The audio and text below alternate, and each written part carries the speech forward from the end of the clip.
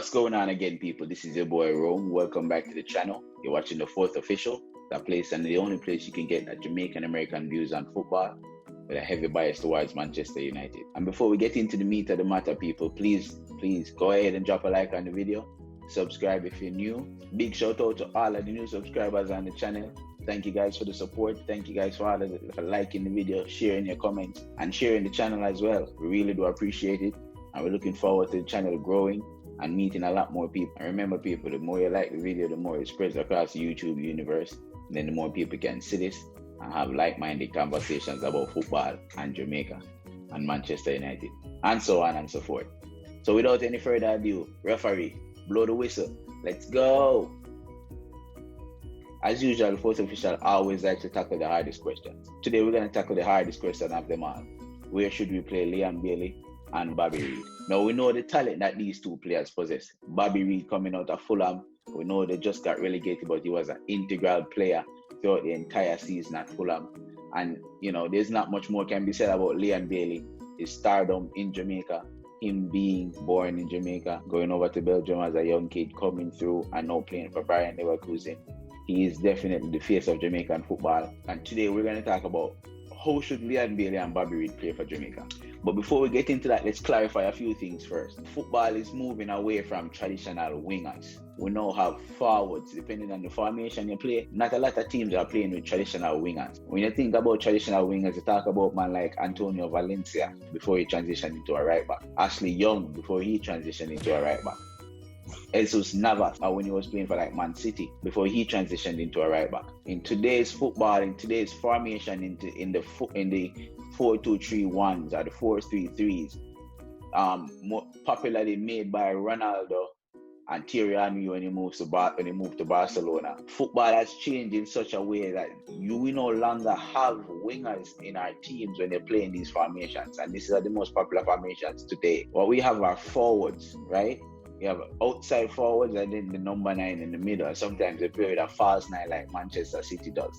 But if you notice that the right-footed forward would be playing on the left side, Sadio Mane from Liverpool. And the left-footed forward will be playing on the right side, Mohamed Salah, Liverpool. The same goes for Manchester United. Rashford, forward, plays on the left side. Martial, when he just started off, and now has transitioned into the middle, but still, when he plays in the front three, if he's not playing striker, he's playing on the left side. Now, these players have somewhat of a traditional wing-up role in terms of the team, because they are responsible to go back and track back a little bit, especially if you're playing in a Mourinho team. But these players are traditionally there to score goals. Wingers are there to set up someone to score. Their intention is to set someone up to score.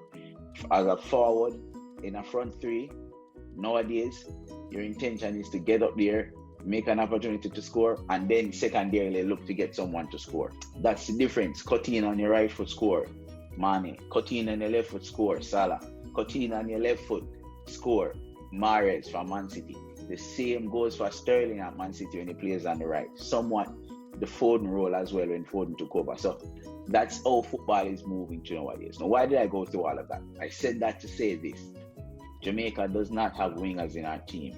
You can probably say Blade Turgot is somewhat of a winger, but he's more of a forward than anything else. And I do feel, coming back full circle to answer the question as to where we should be playing Leon Bailey and Bobby Ried, I do feel that Bobby Ried should be on the left, Leon Bailey on the right, as forwards, not wingers, as forwards. Leon Bailey is quite effective when he can cut in on the left foot and go for a shot, cut in on the left foot and another quick cut on the right, and then play it inside. Multiple opportunities on the left hand side for Leon Bailey to create all sorts of damage, and the same goes for Bobby Ried. So I do think that we have the opportunity to make sure that Leon Bailey can be on the right, Bobby on the left.